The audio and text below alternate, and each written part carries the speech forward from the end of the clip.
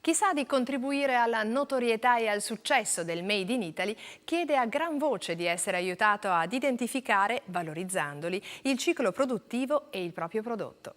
Ecco dunque due strumenti concepiti per qualificare la manifattura 100% italiana. T-Fashion ed Etichetta Parlante sono stati oggetto di un incontro di approfondimento nella sede di Confartigianato Vicenza.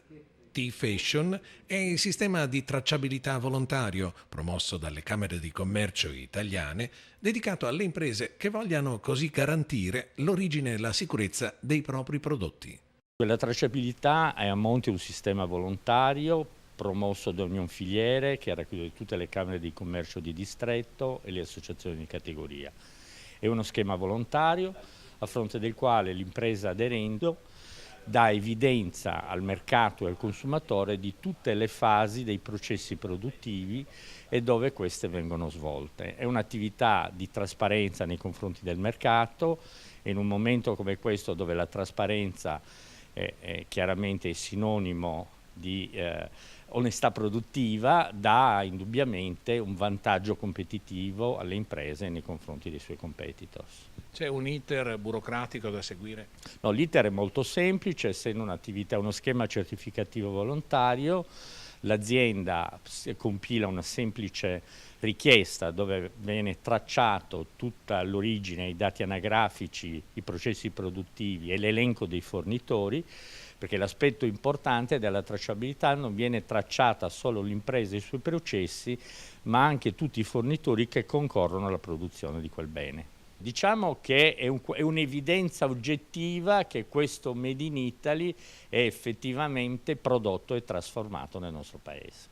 Con l'etichetta Parlante, progetto della Regione Veneto ispirato dal tavolo di coordinamento della moda, si vuole integrare e rafforzare le finalità di T-Fashion.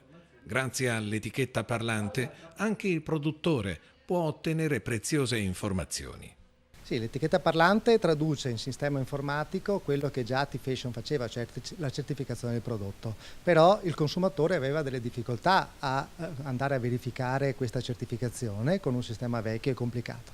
Si è pensato di rendere questo più smart attraverso un sistema che produce dei QR code oppure delle informazioni che vengono inserite nelle RFID, quelle etichette parlanti che dialogano con i telefonini. A questo punto l'impresa sa dove vengono visti i suoi capi, quali capi vengono visti e in che luogo, in che posto del mondo. Dall'altra parte il consumatore ha a portata di telefonino tutte quelle informazioni, non solo sulla certificazione, dove è stato fatto il capo, con che tipo di qualità di prodotti, eccetera, però ha anche informazioni aggiuntive, taglie, colori, altre tipologie del prodotto e quindi c'è uno scambio, un'osmosi tra produttore e consumatore.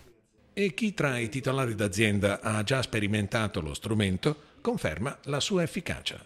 Senz'altro sì, anche perché adesso le aziende, noi artigiani che produciamo in conto terzi, hanno bisogno di certificare la filiera, garantire al consumatore finale che il prodotto è fatto in aziende sane, che sono a norma di legge, che ottemperano tutti quanti gli obblighi di legge, che il personale è pagato regolarmente. Dunque dare in qualche modo una certificazione che ha un peso, perché è fatta dall'Union Filiere, dalle Camere di Commercio, garantisce ancora un po' di più, se si può dire, ecco, il fatto che tutta la filiera poi è sana.